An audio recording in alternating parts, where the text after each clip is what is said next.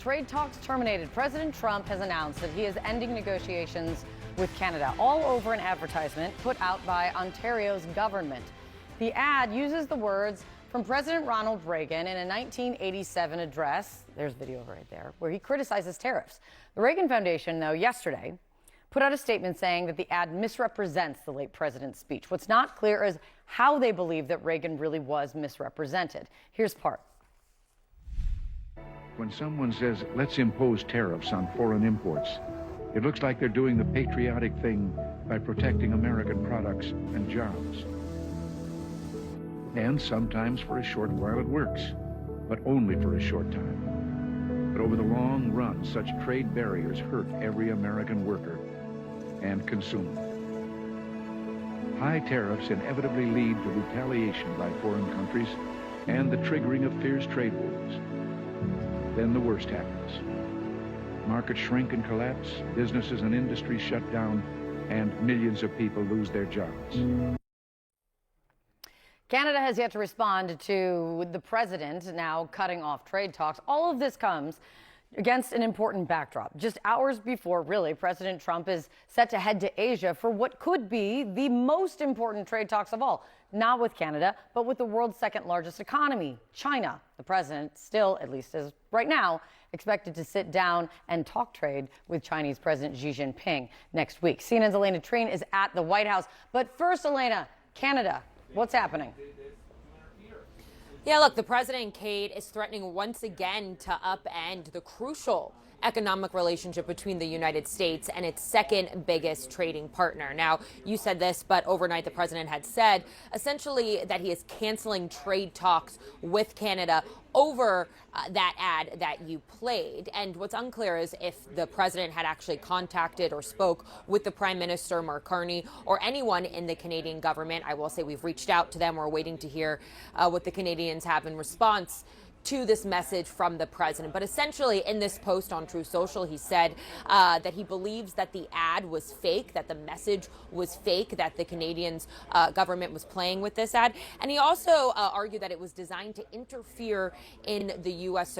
Supreme Court. Essentially, the Supreme Court is currently considering a legal challenge to many of the president's tariffs. I'm going to read for you some of this post. He said, quote, "They only did this to interfere with the decision of the U.S. Supreme Court and other courts.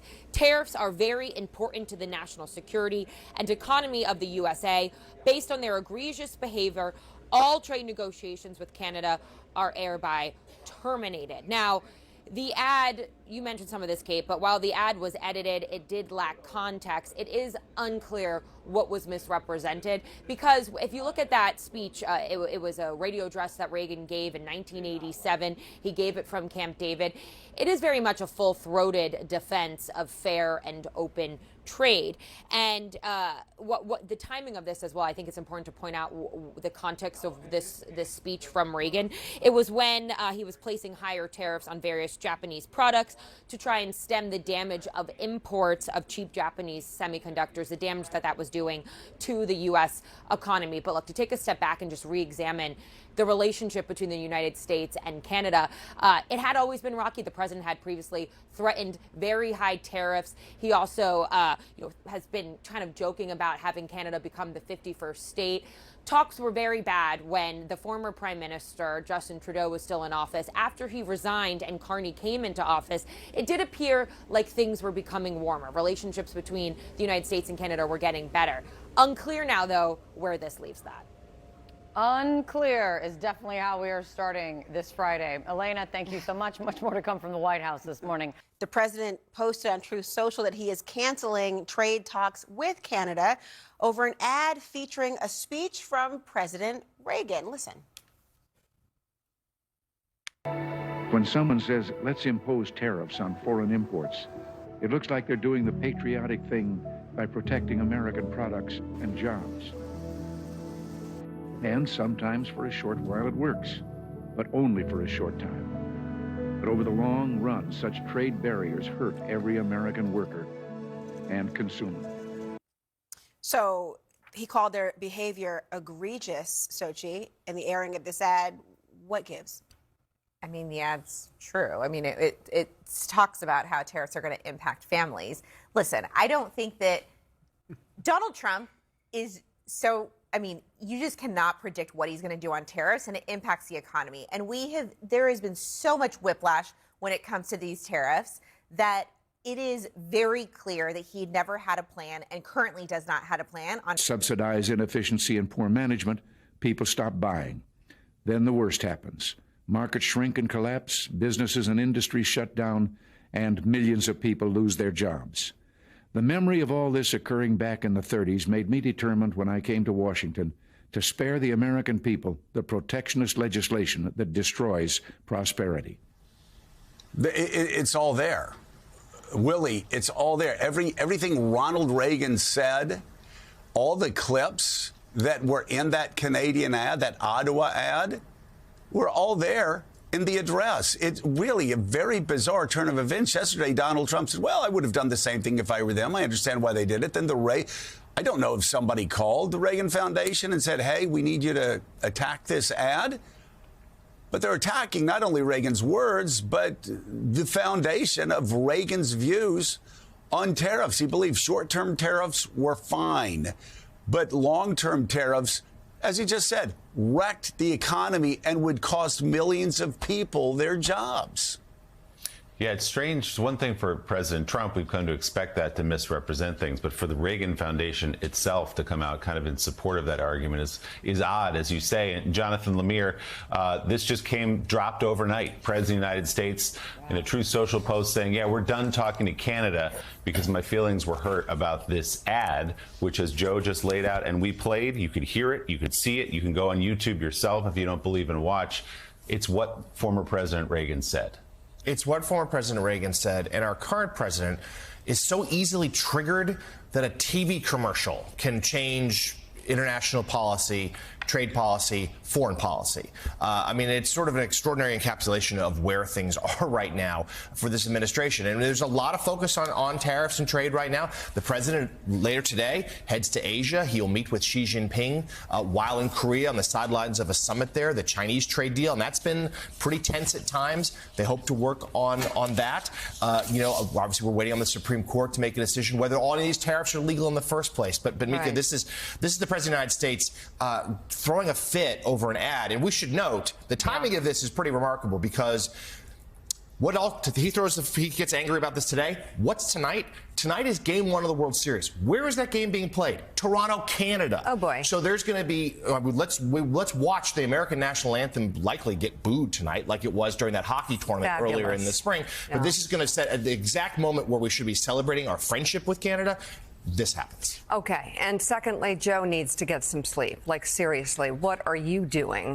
We're talking about Trump tweeting in the middle of the night or whatever. He's up at 3:30 looking at Reagan speeches. It's not good for you. It's very compelling. I mean, who among us sleep. has not awakened in the middle of the night and said, let me listen to a Ronald Reagan radio address from 1987. I think we all do that, right? You need to take the magnesium that I gave you. There's only one that works. Now, that stuff does not work. No, it totally does. No. Across the board, I'm getting rave reviews, except from you. I start talking like Pablo Torre. I don't want to sound like that. Well, I know. God. That's an issue. We'll get to that later. It's a big issue. I hope he's okay. I don't know. He's not. So we'll have him later. Katty K, this You know he's a Luddite. You know that? You know, Pablo is a Luddite, Mika. I mean, he doesn't like our Jonathan Lemire and our supercomputer. He doesn't like AI. I think he's probably scared of light bulbs in his own house. He probably turns around and sees one and goes, ah! Yeah, exactly. Yeah, they Very put strange guy. shades over them for Pablo. It's all right. It's okay. Everyone's different. Okay, so not for something completely different. This unpredictability, though, that's part of what we've seen from this president. At the same time, as he's making waves and making big changes in some regions of the world for the positive. I'm looking at the Middle East and is trying to figure out how to manage Ukraine. This unpredictability, I don't think necessarily is great for effective foreign policy. Well, I mean, a part of the problem is that all of the things that Michael was saying that Europe is trying to do are great. And actually, I've said for years that Europe needs to boost its own defense. We can't keep calling 911 America every time there's a problem. The problem is that Donald Trump is asking those things at the same time that he's putting tariffs on these countries and making it incredibly difficult for their governments to enact the kind of reforms, do the kind of spending on defense that they need to do whilst they're fighting a tariff war. We had Mark Carney just this week, before that ad came out, saying, this is what he said: many of our former strengths, based on our close ties to America, have become our vulnerabilities. And the new Canadian doctrine going forward is going to be, how much can we America-proof Canada? So the problem with the tariffs is that they cost him a lot of money. Mark Carney has to shore up the industries that he has to shore up because they're being tariffed by the United States. His fiscal situation is harder. It's exactly the same in Europe. The Germans are trying to do what they can to boost defense spending, but at the same time, they're having to face a tariff war from the United States. It makes it very difficult for these countries to do what they need to do, but the message is the same. Michael's message, Mark Carney's message: America-proof your future. Folks, one thing we need to realize here is that Canada has been pushing back. Now, I want to be clear that I don't think Mark Carney and Doug Ford have done enough. I don't. And everyone's like, oh, well, did Doug Ford push back too hard here? And this is why Trump... No, Trump, you can't act like Trump is a rational actor. He's not. He's not rational. And so, one, people have tried to bend the knee to the bully, and they've tried to make, like, some sense of what he's doing. That's not how this works, right? Canada needs to realize cold, hard resistance is the only thing that Trump understands.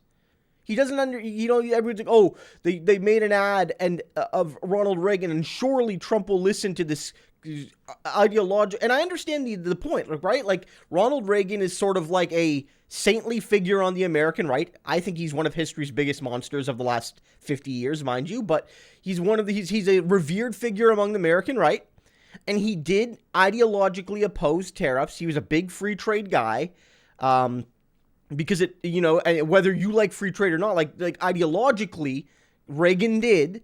And he's sort of saying, MAGA-ism is on this issue directly in opposition to Reaganism, and Trump doesn't like that.